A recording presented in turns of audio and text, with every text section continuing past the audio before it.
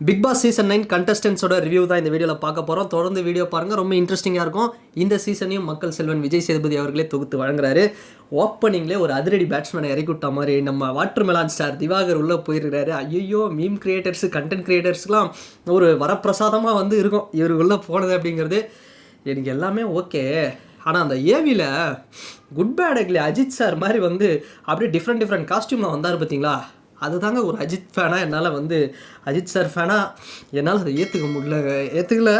அவர் பண்ணுற கிரிஞ்செலாம் கூட வந்து நான் மன்னிச்சு விட்டுறேன். ஆனால் அது மட்டும் எனக்கு ரொம்ப கஷ்டமாக இருந்ததுங்க. ஏன்னா குட் பேட் அக்லி என்ன மாதிரி ஒரு படம், சரி விடுங்க. ஆனால் அந்த மனுஷன் ஏவியில் ஒரு விஷயம் சொன்னார். ஃபிசியோதெரபிஸ்ட்டு, அவர் ரொம்ப கஷ்டப்பட்டு வந்தவர் தான். இருந்தாலும் அவர்கிட்ட சில பிற்போக்குத்தனம்லாம் இருக்குது. அது வந்து ஷோ விளையாடும் போது கேமில் வந்து தெரிஞ்சிடும்னு வச்சுக்கிங்க. பட் நான் வந்து திவாகருடைய ஹேட்டர் அப்படிலாம் கிடையாது. அவரோட ப்ரொஃபஷனை மதிக்கிறேன், ஒரு டாக்டர். பட் அதை தாண்டி அவர்கிட்ட இருக்கிற சில கிரிஞ்சை தான் வந்து நான் வந்து வெறுக்கிறேன் அப்படிங்கிறத நான் இந்த இடத்துல சொல்லிக்கிறேன். அண்ட் இதை தாண்டி அவர் வந்து ஒரு சிம்பத்தி ஓட்டு வாங்குற மாதிரி நான் ஃபிசியோதெரபிஸ்ட் ஆகி மக்களுக்கு சேவை பண்ணணும், மருத்துவம் கட்டணும்னு பாலா மாதிரி வந்து இறங்கி சில விஷயத்த சொல்லிட்டு உள்ளே போயிருக்கிறாரு.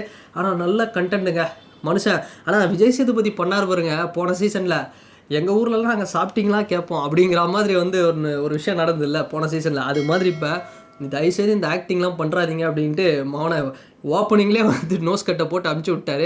அதனால தான் தலைவன் மாஸ் என்றைக்கும் விஜய் சேதுபதி அண்ணன் வேறு லெவலு. ஸோ அடுத்த ஒரு கண்டஸ்டன்ட் வந்தாங்க பாருங்கள், ஆரோரா சின்க்ளேர்.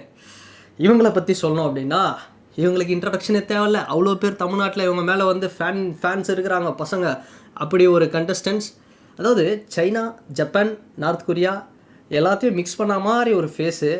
இவங்க வந்து ஒரு வித்தியாசமாக இருப்பாங்க. ஆள் பார்க்கவே ஏதோ ஒரு பொம்மையா இது மனுஷியா அப்படிங்கிற மாதிரி ஒரு இருக்கும். பட்டு வந்த உடனே ஏதாவது கிரிஞ்சு பண்ணிவிடுவாங்களோ அப்படின்னு பார்த்தா சேஃபாக விளையாடுறாங்க, செம்மையாக விளையாடுறாங்க. ஸோ ஆரோரா சின்க்ளேர் பற்றி பெரிய ஃபேன்ஸ் இருக்கிறாங்க, ஃபாலோவர்ஸு.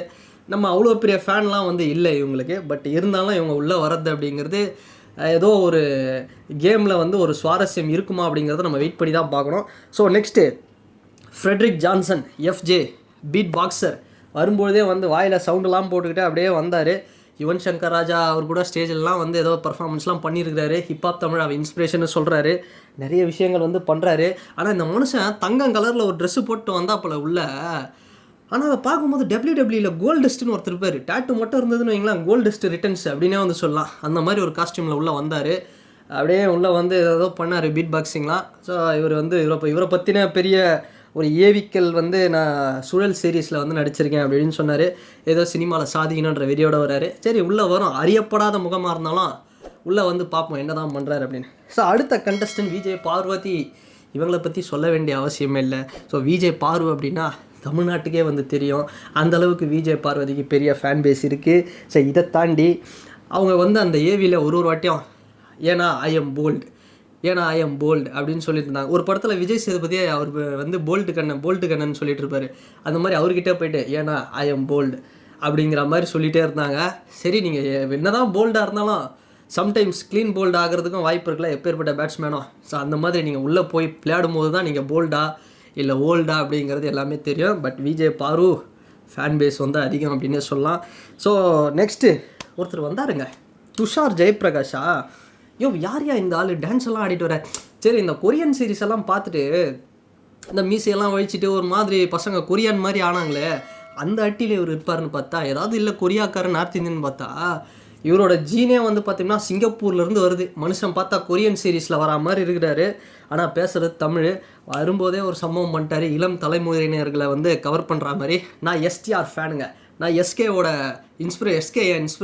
எஸ்கேவுக்குனா எனக்கு ஒரு பெரிய இன்ஸ்பிரேஷனுங்க அப்படின்ற மாதிரி சொல்லி உள்ளே அதிரி புதிரியாக வந்து வராரு.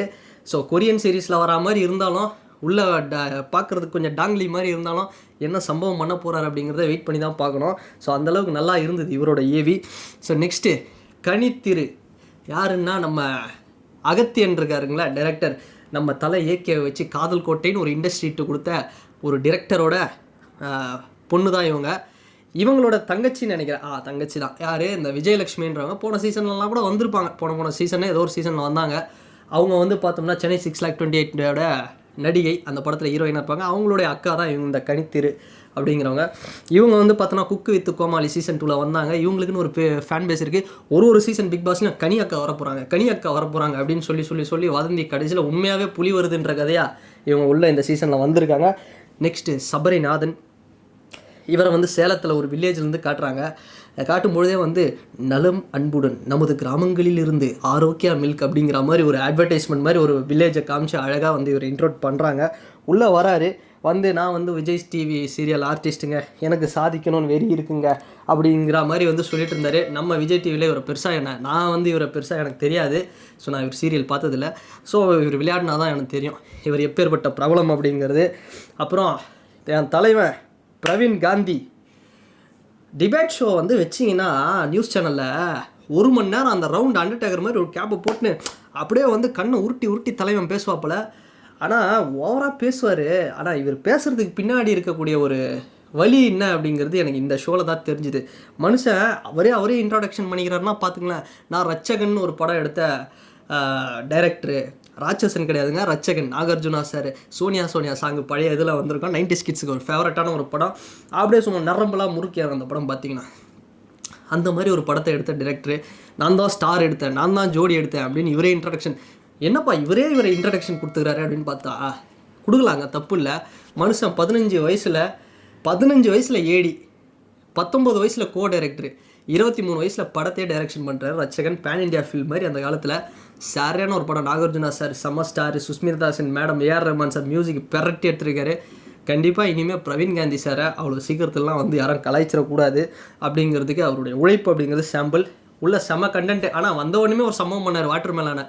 வாட்டர் மெலான் ஐயோ இந்த டேய் நானே பெரிய வாட்டர் மெலானுங்களாம் மேலடா நான் என்கிட்டே வந்து நீ சம்பவம் பண்ணுறாருன்னு ஒரு மாதிரி கலாய்ச்சி விட்டாரு. ஏம்பா இங்கே ஒரு 3 ஹீரோயின் இருக்கிறாங்க அப்படின்னு சொன்னார். அப்போ நான் யாருங்க, நீ காமெடி, ஏம்பா காமெடி இல்லாமல் எப்படிப்பா அப்படிங்கிற மாதிரி வாட்டர் மெலான் ஸ்டாரை போட்டு கலாய்ச்சிட்டு இருக்கிறாரு. தலைவன் வந்து நான் தான் வந்து சிவாஜி, நான் தான் கமல் அப்படிங்கிற பர்ஃபார்மன்ஸ்லாம் பண்ணி பல பேரை வந்து உயிரை வாங்கினார். இப்போ அவருக்கு ஒருத்தர் வந்து டார்ச்சர் கொடுக்குற அளவுக்கு வந்து ஒருத்தர் வந்துருக்கிறாருன்னா வேறு level. So Praveen Gandhi sir செம்ம கண்டஸ்டண்ட்டு. அடுத்து வைஷாலி கெம்கார், நம்ம மிர்ச்சி கெமி அக்கா. இவங்க பேர் இதுதானா அப்படிங்கிறத சத்தியமாக வந்து இன்றைக்கி தாங்க தெரியும். ஏன்னா மிர்ச்சி கெமி அப்படிங்கிறது தான் ஃபேமஸ்ஸு. மிர்ச்சி கெமி இந்த ஷோலெலாம் வந்து வருவாங்க. இந்த ஜி தமிழில் பார்த்துருக்கோம், அப்புறம் சண்டே பல ஷோலெல்லாம் பார்த்துருக்கோம். மிர்ச்சி இதில் வந்து பண்ணியிருக்கிறாங்க ரேடியோ. ஸோ இவங்க வந்து பேஸ்கெட் பால் பிளேயர்ன்றது இப்போ தான் தெரியும். அவங்களோட ஏவியில் பார்த்தேன், ரொம்ப நல்லா இருந்தது. ஸோ அது இவங்க நல்லா பேசுவாங்க, நல்லா கிளவராக, இவங்களுக்குலாம் ஒரு பெரிய எக்ஸ்பீரியன்ஸ் இருக்குது. இதில் எக்ஸ்பீரியன்ஸ் இல்லாத சில பேர் தான் வந்து லூஸ் டாக் சொல்லிட்டு மாட்டிப்பாங்க. நம்ம அண்ணன் திவாகரன் தான் என்ன ஆக போகிறாருன்னு தெரில. சரி அவரும் தப்பிச்சிருவார், அவர் எதை பற்றியே கவலைப்பட மாட்டாருன்னு வச்சுக்கோங்களேன். ஸோ நல்ல ஒரு கண்டஸ்டண்ட்டு. பட் ஆதிரை சவுந்தரராஜன் எனக்கு சத்தியமாக இவங்க யாருன்னு தெரியாதுங்க, ஹானஸ்ட்டாக சொல்லணுன்னா. ஏன்னா நான் ஃபாலோ பண்ணதில்லை. ஆனால் பார்க்கும்போது ஸ்டார் படத்தில் வர ஜிமிக்கி, அந்த ஹீரோயின் ஜிமிக்கி மாதிரி இருந்தாங்க. அப்புறம் தான் பார்த்தா தெரிஞ்சது இவங்க வந்து பிகில் படத்தில் நடிச்சிருக்கிறாங்களாம். விஜய் டிவி ஆர்டிஸ்ட்டாக. சரி ஓகே, பிகில் படத்தில் வந்து நம்ம இந்துஜா, ரெபா மோனிகா, அவர் இந்த மாதிரி ஆட்கள் வந்து நமக்கு வந்து தெரியும். வர்ஷா புல்லம்மா இவங்கள வந்து பெருசாக நோட்டீஸ் பண்ணல. ஸோ அதனால் வந்து இவங்க விஜய் டிவி சீரியல் ஆர்டிஸ்ட்டாக. சரி உள்ளே வந்து பர்ஃபார்மன்ஸ் என்ன பண்ண போகிறாங்க அப்படிங்கிறது வெயிட் பண்ணி பார்த்தது தெரியும். அண்டு ரம்யா ஜோ அப்படிங்கிறவங்க, இவங்கள பற்றி சொல்லணும்னா கண்டிப்பாக நம்ம வந்து பேசியே ஆகணுங்க. ஏன்னா இவங்களோட இன்ட்ரொடக்ஷனே எப்படி இருந்ததுன்னா, நான் பிறந்தது மைசூர், வளர்ந்தது பெங்களூர், இப்போ இருக்கிறது தஞ்சாவூர் அப்படிங்கிற மாதிரி அவங்களே வந்து ஒரு பெரிய பில்டப்பாக கொடுத்தாங்க. யாரா இவங்க இவ்வளோ பெரிய பில்டப்பாக கொடுக்குறாங்க இந்த ரம்யா ஜோ அப்படிங்கிறவங்க பார்த்தா நாட்டுப்புற இந்த ஆடலும் பாடலும் நிகழ்ச்சி பண்ணக்கூடியவங்க. அந்த ஆடலும் பாடலும் நிகழ்ச்சியில் எவ்வளோ கஷ்டம் இருக்குன்னு நம்ம எல்லாருக்கும் தெரியும். தாரத்தப்பட்ட படம் பார்த்தவங்களுக்கு வரலட்சுமியோட கேரக்டர் வந்து போகுமா இல்லையா, அந்த அளவுக்கு வந்து ஒரு மோசமான மனிதர்கள் முன்னாடி அவங்க பர்ஃபார்மன்ஸ் பண்ணணும். பட்டு அந்த லெவலுக்கு இவங்க கஷ்டத்தை அனுபவிச்சிருப்பாங்களான்னு தெரில. பட் இருந்தாலும் இவங்க ப்ரொஃபஷன் அப்படிங்கிறது ரொம்ப கஷ்டம். எந்த ஒரு அடிப்படையும் இல்லாமல் பெரிய லெவலில் வந்திருக்கிறாங்க. ஸோ கண்டிப்பாக இந்த மாதிரி ஆட்களை உள்ளே கொண்டு வந்தது, என்னதான் விஜய் டிவி ஆளுங்களே கொண்டு வந்தாலும் இந்த மாதிரி ஆளுங்களை வந்து உள்ள ஆட்களை கொண்டு வந்தது கண்டிப்பாக விஜய் டிவியை வந்து பாராட்டி ஆகணும். ஸோ இது ஒரு நல்ல லைஃப் டேர்னிங் பாயிண்ட்டாக இருக்கும் அவங்களுக்கு. ஸோ அடுத்து அண்ணன் கானா வினோத் அவர்கள் வராரு. இன்றைக்கி நிறைய பேருக்கு தெரியாது. ஒரு 90s கிட்ஸாக இருந்தீங்கன்னா இந்த வடச்சென்னை பகுதியிலலாம் ஷேரட்டில் போனீங்கன்னா லைசன்ஸ் இல்லாமல் வண்டியை ஓட்டாத அப்படிங்கிற மாதிரி சாங்கெல்லாம் ஓடும் ஆட்டோக்களில். அப்படிப்பட்ட ஒரு ஃபேமஸான சாங்ஸு. சாண்டி மாஸ்டருக்கு பல லிரிக்ஸு சாங்ஸ் எல்லாம் எழுதி கொடுப்பாரு. ரொம்ப ஃபேமஸான ஒரு சிங்கர். ஆனால் உள்ள எப்படி பர்ஃபார்மன்ஸ் பண்ண போகிறாரு அப்படிங்கிறத நம்ம வெயிட் பண்ணி தான் பார்க்கணும். ஏன்னா இவருக்கு பெருசாலாம் வந்து இந்த சினி ஃபீல்டில் இருக்கிறவங்க கூடலாம் வந்து அந்த ஒரு ஒரு மிங்கிளாகி ஒரு ஒரு இப்போ ஒரு எப்படி சொல்கிறது, டக்குன்னு பேசிடுவார். ஆனால் இது இவர் எப்படி அதை மேனேஜ் பண்ணுவார் அப்படிங்கிறத இவர் இருக்கக்கூடிய அட்டி வேறு. ஆக்சுவலாக அண்ணன் ஜோலக் ஜெகன் அண்ணன் அப்படியே ஜாலியாக ஒரு கலாயா ஒரு சிலாயா ஒரு சாண்டி மாஸ்டர் கூட அப்படியே ஜாலியாக அமங்கலம் பண்ணிகிட்ருப்பாரு. இவர் வந்து இப்படி ஒரு டீம் கூட மிக்ஸ்டு.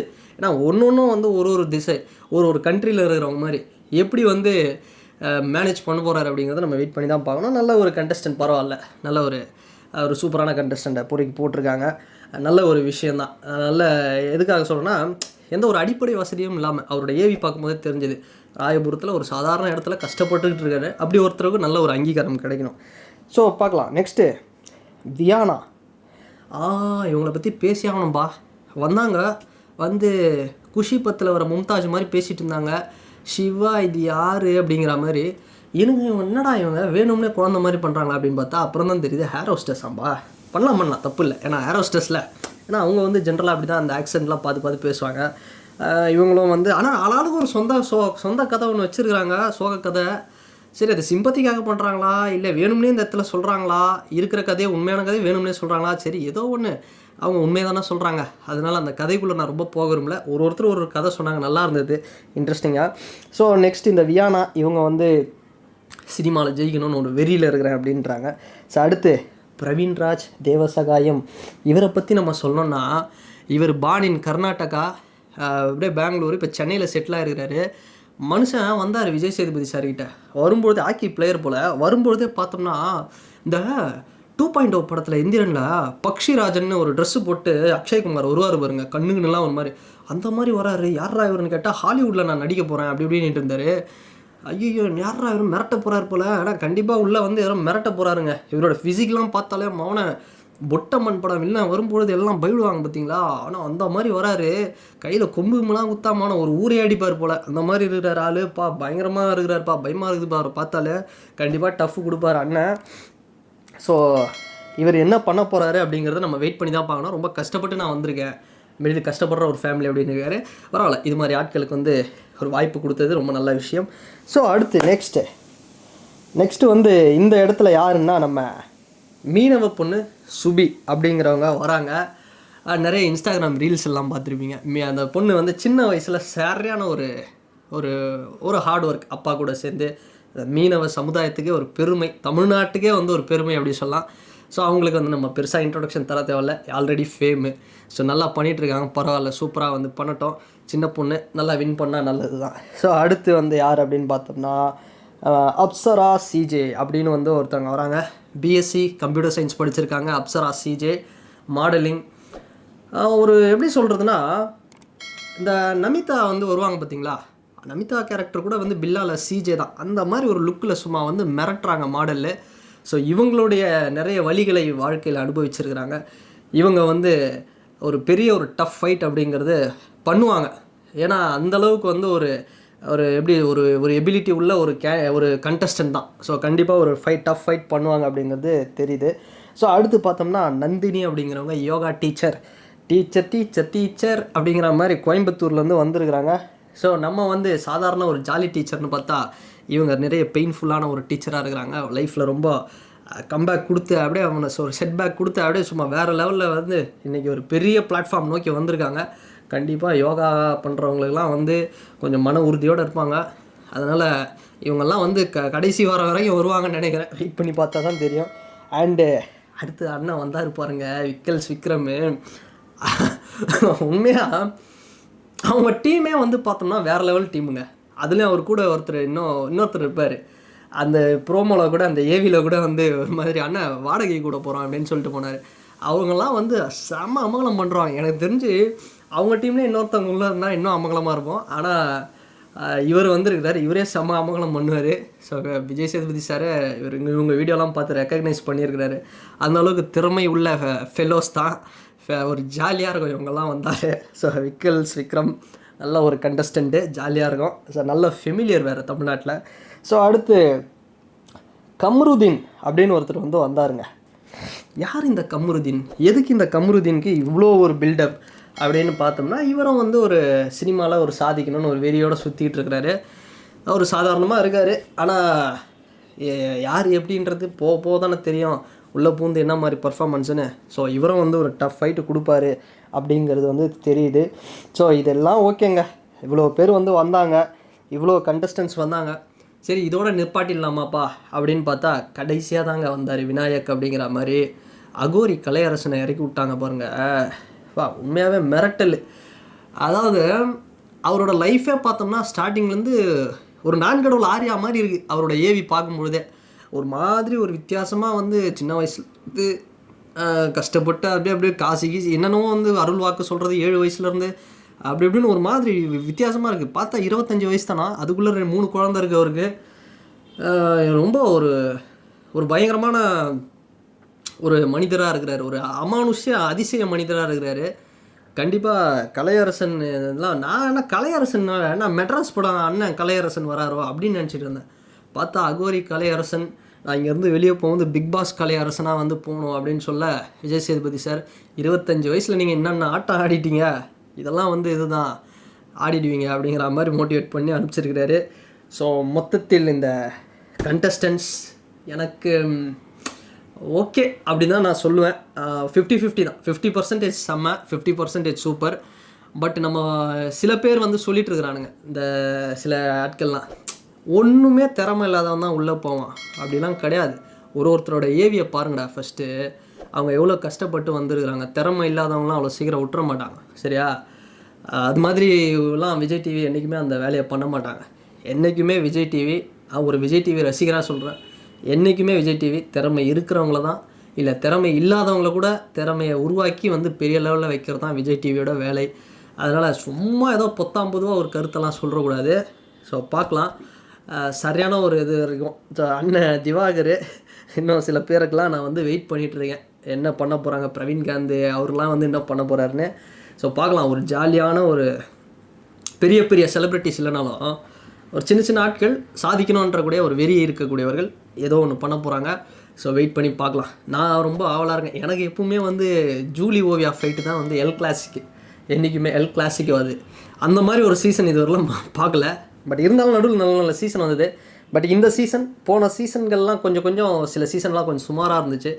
அது இந்த சீசன்லாம் அதெல்லாம் விட சுமாராக இருந்தாலும் பெஸ்ட்டாக இருந்துச்சு ஒரு சில சீசன் போன வருடங்களில். பட் அதையெல்லாம் ஓவர்டேக் பண்ணுற அளவுக்கு இது சரியான சீசன் அமையுமா அப்படிங்கிறத நம்ம வெயிட் பண்ணி பார்ப்போம். அண்டு இந்த வீடியோ பற்றினா உங்களுடைய கருத்துக்கள் என்ன அப்படிங்கிறது இந்த கமெண்ட் செக்ஷனில் மறக்காமல் பதிவுடுங்க. அண்டு வேறு ஒரு வீடியோவில் நான் கூட ஸ்கிரிப்டுன்னு நினச்சேன்பா இந்த பிக் பாஸ்லாம். ஆனால் உள்ளே உண்மையாகவே வந்து 100 நாள் உள்ளே கம்பல்சரி இருக்கணுமா, நிறைய இன்ஃபர்மேஷன்லாம் வந்தது. ரொம்ப கஷ்டமான ஒரு ஷோ தான், ஒரு சேலஞ்சிங்கான ஒரு ஷோ. நம்மளோட ஃபேஸ் என்ன அப்படிங்கிறத ரியல் ஃபேஸை காட்டக்கூடிய ஒன்று.